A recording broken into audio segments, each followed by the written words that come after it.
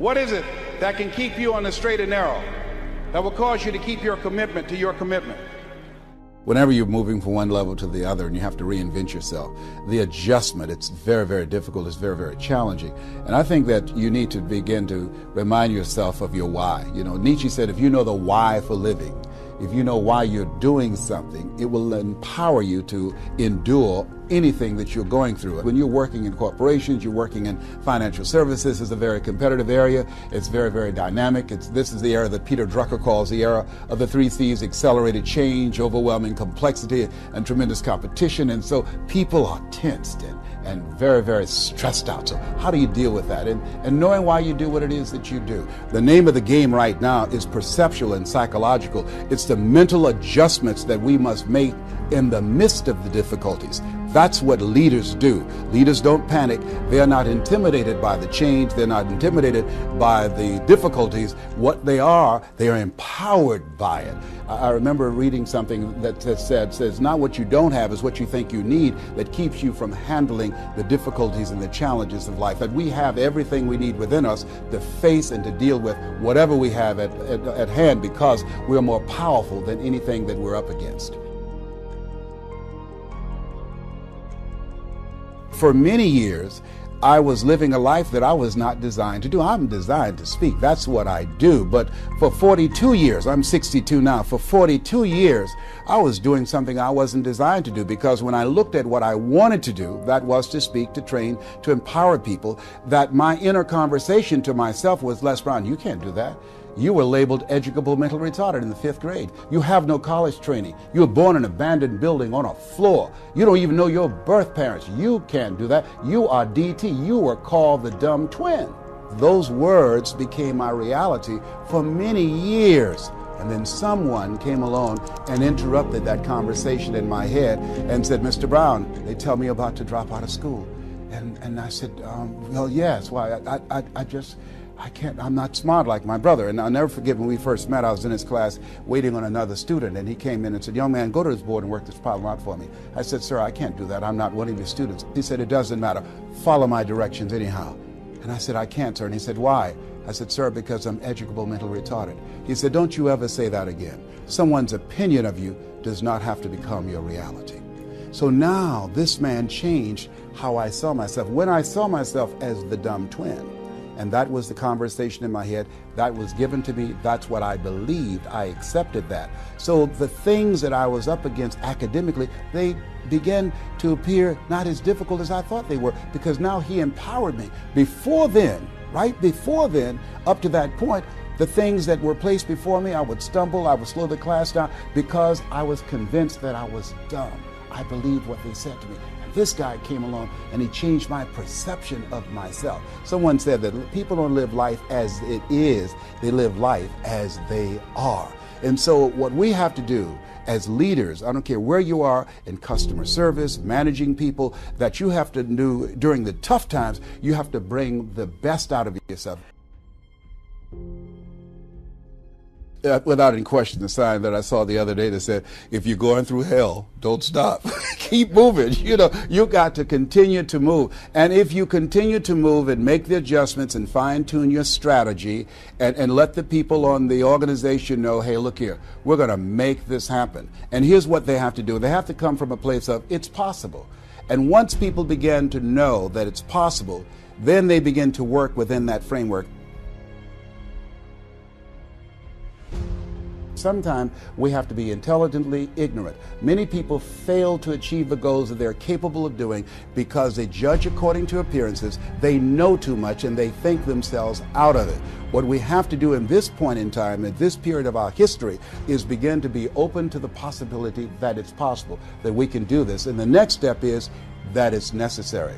It's necessary that we find a way to make this work, that we look for ways to optimize the efficiency of our operation. It's necessary that everybody gets on the same page. It's necessary that we develop one vision, one voice, and higher standards on how we're going to begin to drive the culture, to impact our bottom line, to begin to take the level of customer service that we envision to another level to dominate the marketplace. It's necessary.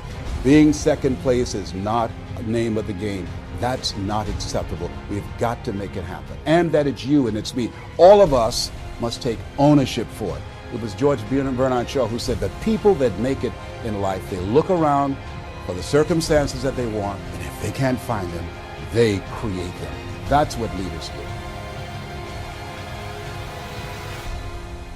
Speed of the leader, speed of the group. You have got to buy into it. You've got to believe it. The difference between leaders and people that are followers. Leaders, it's a whole different standard for them. You know, it's a difference between being in the business and the business being in you.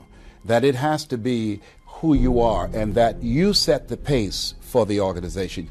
If the leader becomes cynical, if there's any doubt, if you don't have absolute faith that you can make it happen, if you become cynical, if they sense that you don't believe that it can happen, if you start complaining about the fact that you can't get your higher-ups to answer, or there's so much political bureaucracy that we have to deal with, that you're frustrated, that you don't know what to do, that you're pulling your hair out, that you can't sleep at night because of the fact that it's out of your control. If you have that victim mindset and feeling powerless, that nonverbal communication, your facial expression, your energy, the spirit of who you are, that will permeate and contaminate the spirit of the organization. Many leaders, their effectiveness with their people, their impact, their influence begins to diminish because they don't take the time to sharpen their minds, to build their faith, to build their skills, to empower and increase their confidence in themselves. So part of what we have to do, all leaders, you have to take time to pour into yourself, and you've got to also reach out. You've got to have a board of advisors, and it's your support committee that will give you a home court advantage. More teams win at home than they do on the road. 87%. Why? Because they have people cheering for them. I think that all leaders should have people around them, their group, their mastermind group, that will help to pour into them. There's safety and counsel that they can talk to. One of the things I always tell leaders that ask for help, not because you're weak, but because you want to remain strong. And ask for help, and don't stop until you get it. You can become a volunteer victim and choose to play your life out like that. What if you live your whole life only to discover that it was wrong? That you just showed up, they paid you just enough to keep you from quitting, and you worked just hard enough to keep from getting fired. I had a friend of mine say to me, I was in radio at that point in time working for Skyway Broadcasting Company in Columbus, Ohio, and this guy named Horace Perkins, he was the head of sales. He said, Les Brown, you are sorry. I said, what do you mean, man? You know, I'm sorry. I'm the #1 personality in the morning here in Columbus. What do you mean? He said, it's still not enough. You can do better than that, man. Your abilities, your talents go beyond this microphone. You can do more than that. You're more than just a disc jockey. I said, well, how do I do that? He says, never ask how. Just make your commitment that you're going to develop yourself, man. He said, live full, Les, and die empty. Wow, that grabbed me. I did not know at that point in time, I just saw myself as a disc jockey. He challenged me. You know, Robert Schuller said, you either expand or you are expendable. Today, you've got to be flexible, you've got to be adaptable, you've got to be versatile, and you've got to take responsibility for your own education, for taking control of your own career and advancing yourself. Taking responsibility for your life. You're not doing it for the corporation. You're not doing it for your supervisor. You're giving your best at all times, under all circumstances, because that's who you are. I'll never forget, Mr. Washington said, Mr. Brown, I said, yes, sir. He said, what do you want to do with your life, young man? I said, I want to take care of my mother, sir. My mother's a domestic worker in Miami Beach. You know, we used to eat the food left over, Todd, from the families that Mama cooked for. They would say, Mamie, whatever food is left over, you've adopted these 7 kids. Mama was 46, had a 3rd grade education. They said, you can pack it up and take it home and feed those children that you have adopted. And had they not done that, many nights we would have gone to bed hungry. Wow, I admire this woman. Saw her on knees scrubbing floors and cleaning toilets to take care of us. And looking at her example and her relentlessness and her unstoppable spirit, she didn't let anything stop her.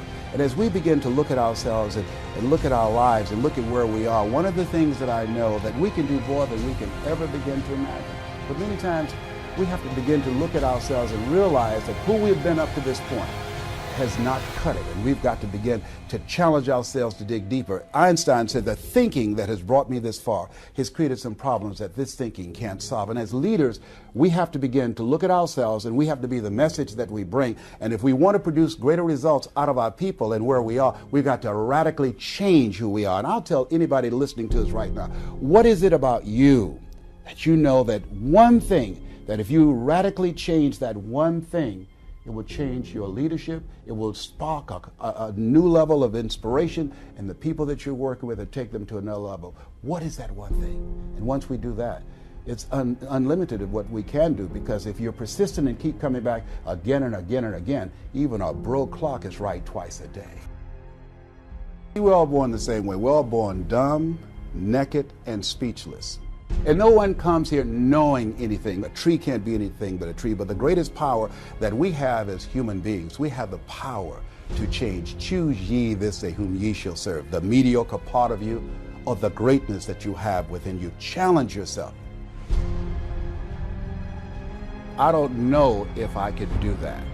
When I looked at the goals that I wanted to achieve, my heart said I can do that. If you ask most people, if you had your life to live over again, do you believe that you could do more than what you've done? If most people are honest, they will raise their hands and say yes. Then why is it that we don't do this?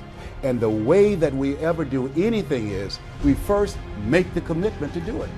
That's what we do. John F. Kennedy, he said, we're going to the moon. He wasn't a scientist. The technology was not around then. He said, in 10 years, we're going to the moon. He made a commitment. He spoke it into existence. In the beginning was the word. He said, we're going to the moon. We're going to make this happen. That was a commitment of this country. We're going to the moon. We will get there before the Russians. And there was a collective buy-in that everybody bought into it. Nobody questioned it, because he said it with absolute faith. And everybody got on the page and began to look for ways of how we're going to make this happen. But what most people do is they go to, I don't know how to do it. They go to, how do we do it? Asking those questions. No, make the commitment. Once you make the commitment, the how, the way, the resources, the ideas, everything you need to make it happen will begin to show up and reveal itself. Many talented and gifted leaders go on unnoticed, and the world never had a chance to hear from them because they allow themselves to become negative. They allow themselves to become volunteer victims. They allow themselves to focus on the problem rather than the possibilities. Jim Rohn said, when the end comes for you, let it find you conquering a new mountain, not sliding down an old one. You got to continue to stretch, continue to grow, continue to expand. Socrates says a man's reach is to supersede his grasp. Well, what are the heavens for? We have far more in ourselves, but we've got to challenge ourselves. We have to engage in that process. Most people just park. They go so far and they park and they coast out to the sunset. Who you are as a person comes out and shows up in your leadership. So I believe it's about personal empowerment, becoming aware of who you are, self-awareness. And what is it that drives you? What is it that motivates you? What is it that you want? It's cultivating a sense of goodness and greatness within yourself and working on yourself and saying to yourself, I deserve this. I deserve this standard of greatness from myself, and pushing yourself. And the next level, as you engage in that process, comes a commitment of how you manage yourself, your time, your skills, your talents, your abilities, how you work with others. As you gain greater insight into yourself, you gain greater insight into others. And out of that comes some achievements that you can point to, and then that brings you to self-fulfillment. How do we get here? What worked? What did not work? Now let's go back to the process all over again. It's a continuous, ongoing process. That's why Robert Schuller said, success is never ending. We can always better our best. Push ourselves and challenge ourselves and be self-motivated and continue to roll. We raise the bar on ourselves and have some strategic partners that will hold us accountable for a higher standard. You can run faster with 100 who want to go than with one around your neck. You've got to evaluate the relationships that you have around you and ask yourself the question, what is this relationship doing to me? Am I growing? Am I developing? Is it stretching me? If you're the smartest one in your group, you need to get a new group. So you've got to have people around you that you can learn from and that you can grow from. Continue to raise the bar on yourself and understand and know that there's more in you to express, to do, than you can ever begin to imagine. Henry David Thoreau talked about that when you're moving in the direction of your dream, you will have some uncommon hours, some magical moments. There are moments when you say, wow, I can't believe that it's me. But you also go through this period, what Joseph Campbell called the long, dark journey of the soul. Life will catch you on the blind side. You will say, why did this have to happen to me? Why not you? Who would you suggest? It's called life.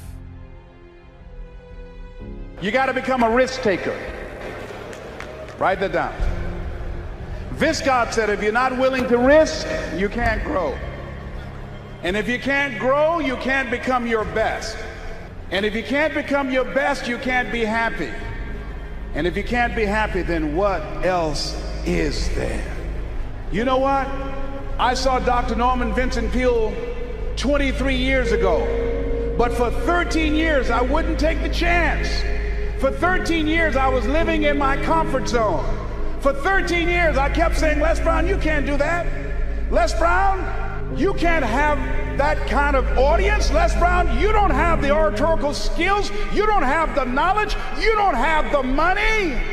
I kept saying, I can't do that. There's an old African proverb that says, if there's no enemy within, the enemy outside can do us no harm. Bishop talks about the enemy in me. If there's no enemy within, how many of you know that you've been your own worst enemy? Raise your hands.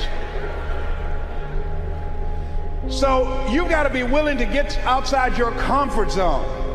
And no one could have told me that the willingness to get outside of my comfort zone, the willingness to fail, the willingness to try, to experiment, the willingness to take some chances, the willingness to do something I'd never done, that in the last 12 years, for 13 years I didn't do it. I convinced myself I couldn't do it. Then the last 12 years, I've earned in excess of $14 million. Let me tell you something, $14 million, a good garden and a healthy hog, and you can make it through the winter in Birmingham, Alabama. Do you hear me? No one could have told me I have 2 books, Live Your Dreams, and it's not over until you win. No one could have told me, born in an abandoned building on a floor, labeled educable mentally retarded, no college training. No one could have told me I would have produced 5 specials for public television. That I'd had 3 years ago the highest rated, fastest canceled talk show in the history of television. Because I wouldn't do those conflict and controversy shows. No one could have told me. I had no idea that I could do what I'm doing right now. Let me tell you what I know about you, and I don't know you. You got greatness within you. One of Dr. King's mentors, Dr. Howard Thurman, said something one night. I was reading and I couldn't sleep. He said the ideal situation for a man or woman to die is to have family members standing around their bed, praying with them as they cross over. He said, but imagine, if you will, being on your deathbed, and standing around you are the ideas, the dreams that have been given to you by life, the talents, the gifts that you've never nurtured, that you never developed, the skills that you never did anything with, standing around your bed looking at you with large, angry eyes, saying, we came to you, only you could have given us life, and now we must die with you forever. And the question is, if you died now, what dreams, what ideas, what talents, what abilities, what skills, what books, what sermons, what seminars, what businesses will die with you? Miles Monroe said the wealthiest place on the planet is not in the Far East, where they have oil in the ground. It's not in South Africa, where they have diamond mines. He said the wealthiest place on the planet is the cemetery, because there you'll find dreams not pursued, books never written, songs never sung, sermons never delivered, businesses never erected, talents never nurtured, skills never developed. You survived 1 out of 40 million sperms. You were born to win. God wants you to be rich and wealthy and successful and to live the abundant life. You must affirm that for yourself every day. So as you look at yourself, and you look at your life, and you look at your circumstances, as you work on your goals and your dreams, here's some things I want to give you. Write this down. Hold yourself to high standards.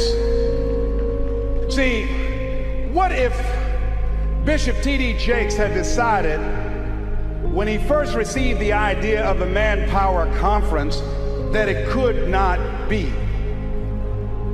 What if he had allowed that idea to die? We would not be here. See, many of you here, you are pregnant with some ideas. I'm telling you what I know. I will leave here this afternoon, tonight, in 1 hour, doing what I'm doing now. In 1 hour, I'll earn in excess of $150,000. I had no idea that I had the capacity to do what I'm doing right now. You've got genius in you. You're made in the likeness and image of God. You've got greatness in you. You have some special stuff in you. You showed up with it.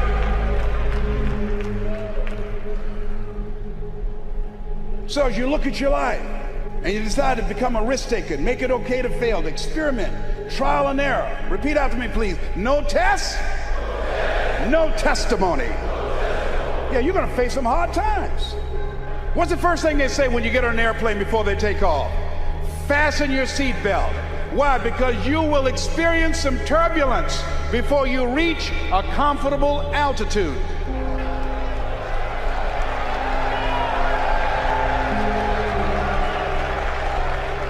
Life was testing me when the man looked at me and said, "You have prostate cancer.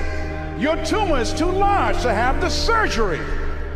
We're going to give you radiation seed implants." The most anybody's ever gotten was 90. They gave me 238. I went back 3 weeks ago. They checked my PSA level, which indicates the presence of cancer in your prostate area. 1 to 4 is normal. Beyond that is that you have cancer and it's spreading. When I first went a year ago, it was 6.1. When I went 3 weeks ago at Howard University Hospital, they gave me an MRI, it was 10.5. The guy said, "I'm sorry to tell you this." I said, "What do you mean?" "You're in the same situation that you were in when you came here."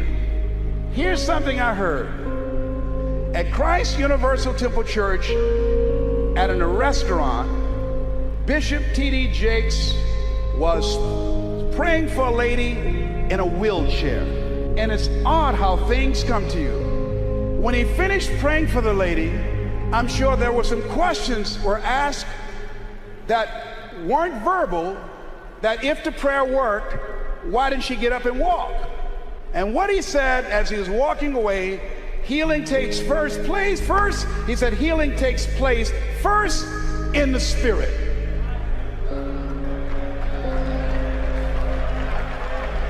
It didn't matter about his numbers. It didn't matter about their diagnosis. Judge not according to appearances. You must have the faith to call forth those things that be not as though they were. Now, do you really believe? See, it's one thing to believe when you got money in your pocket. It's one thing to believe when your marriage is working out and you got your health and your children acting like they got good sense. Oh, it's good to say, "Oh, the Lord is blessing me." It's easy to believe then. Oh, but when you get that diagnosis, say, "You ain't gonna be here long." When you lose your job, when someone you thought you'd be with for the rest of your life say, "No, we can't do this no more," that's when you have to stand. That's when you have to begin to live this faith, and that's not on you. That's when you got to call on something higher than you. Let that mind be in you. You got to be out of your mind to believe in spite of these numbers you can still make it. In spite of the pain you're feeling, you can still come back again. You got to be out of your mind. That's right, I'm in that Christ mind. I believe it. And not when things are just favorable, not fair weather faith. And you've got to believe that. When you're going out here with your ideas, with your products, with your services, and part of being successful is you got to hold yourself to high standards. I use Bishop Jakes as a model. His people take care of you. He's thorough. Hold yourself to high standards, whatever you do. There's no saying, do not go where the path may lead, but go where there's no path and leave a trail. Treat people with respect. Treat them the way that you want to be treated. Tony, who's with me, who's been assigned to me, courteous, respectful, called several times. Is there anything I can do for you? Can I help you out? That's first-class service. If you decide to provide first-class service, John H. Johnson, a book called Making Against the Odds, he said, there's no defense against an excellence that meets a pressing public need. When I decided to become involved in the motivational industry, I didn't have the money of a Dr. Norman Vincent Peale, of Zig Ziglar, of Tony Robbins, and all the other giants out there. I had the gift of gab. So what I did was I trained myself, I disciplined myself to read 3 to 4 books a week. First I started out a month. Now I've increased it with a reading system that I have. Mr. Washington said, Mr. Brown, yes sir. Do you want to make it? Yes sir. First you've got to develop your mind, young man, because you don't get in life what you want, you get in life what you are. Next, you've got to develop your communication skills. Once you open your mouth, you tell the world who you are. They said about Jesus, who obviously was an effective communicator, never speck a man. The reason that you're here is because no one can milk scripture and deliver a sermon that can transform your life and have you jumping up and down like you crazy, like T.D. Jakes. I'm home one day looking at this video my daughter gave me called He Called Me Son. Let me tell you something. By the end of that video, and I've never seen my father, when that video got to the end, I was going to the television and said, Daddy! Daddy, come back, Daddy! I pushed reverse and backed it up and said, Daddy! Let me tell you something. He just broke me down in my bedroom. All by myself. I'm looking around to see if anybody see me. That man crafted that message, you hear me? I'm crying like I'm at a funeral. I want my daddy. See, that's a gift, you hear me? That's a gift. People use his word anointed. The only place I've ever seen it applicable is in his case. That's the only thing. I mean to tell you, I think I'm a good speaker, but this is a bad boy we got up in here. Words cannot encompass the symbolism of what we have the chance to see up in here. And yet, he's down to earth. I mean down to earth, where all these little funny outfits he has, I mean it knocks me out.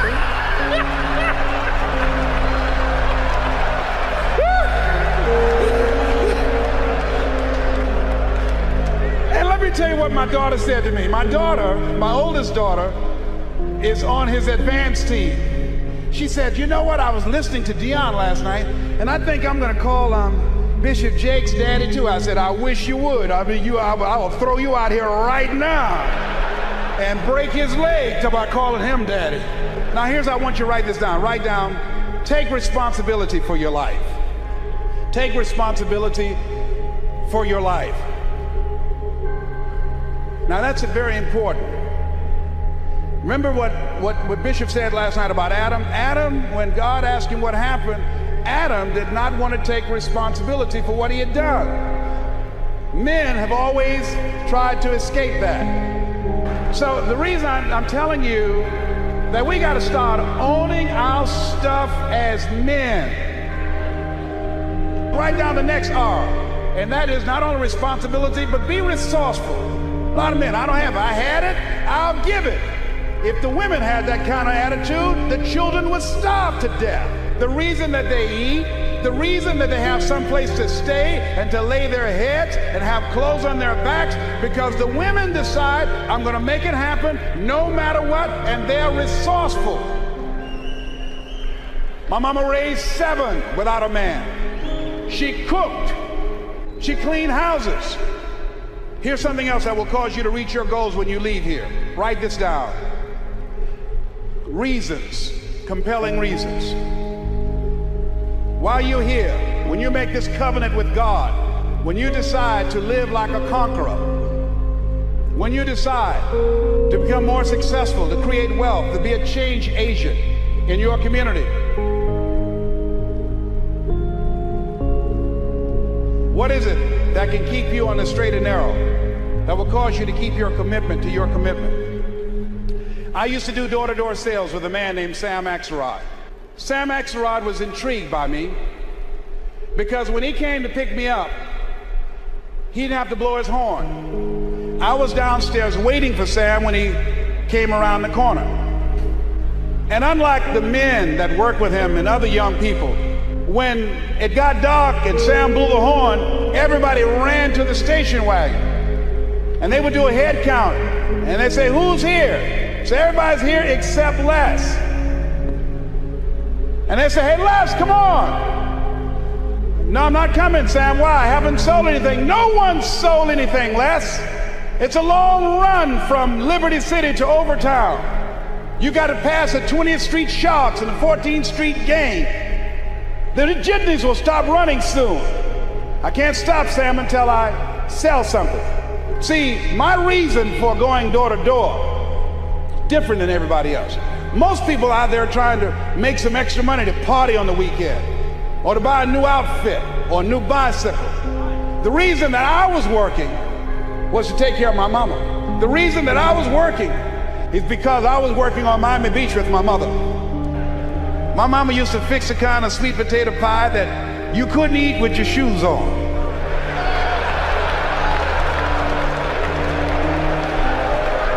You had to take your shoes off so you can wiggle your toes. And when we would go door to door, sometimes as late as 10 o'clock at night, I would knock on the door. "Who's there? Would you like to buy a nice working television set? No money down?" "Boy, are you crazy?" "Yes, I am crazy. I'm crazy about my mama, and I'm going to take care of her. And I'm going to sell a television set tonight, and it might as well be you."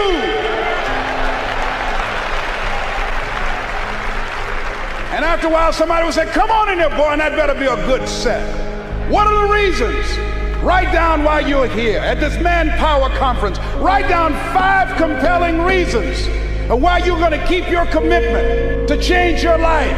Keep your commitment never to go back to the life that you once lived. Keep your commitment to creating wealth for yourself, to taking care of your children, to be more responsible, to manifest Christ in you, in your life, in your community. Keep your commitment to live a life of contribution, to keep your commitment to be a conqueror and to act like it and to have authority and dominion of everything in your life. What are those reasons? I got on one of my tapes, if life knocked you down, try and land on your back, because if you can look up, you can get up. Your reasons will help you to get back up again.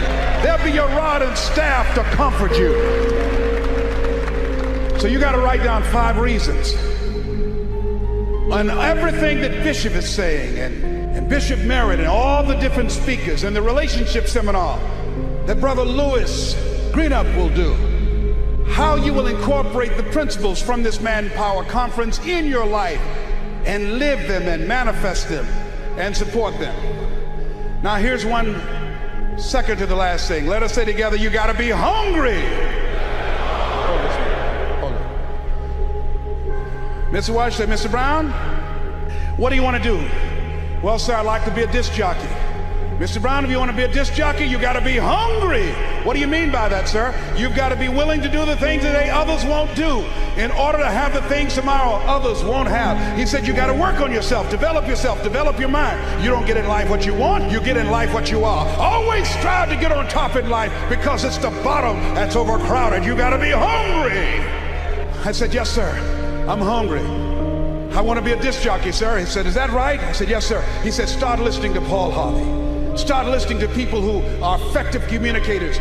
Be conscious of what you're saying and how you're saying it, because how you express yourself, once you open your mouth, you tell the world who you are. See yourself as a radio disc jockey. Start working to get sponsorship. Start creating the radio format that you want. Start developing your personality." I said, "Wait a minute, sir." I said, "I want to be a disc jockey. I don't have a job yet." And then he quoted Whitney Young. He said, "It's better to be prepared for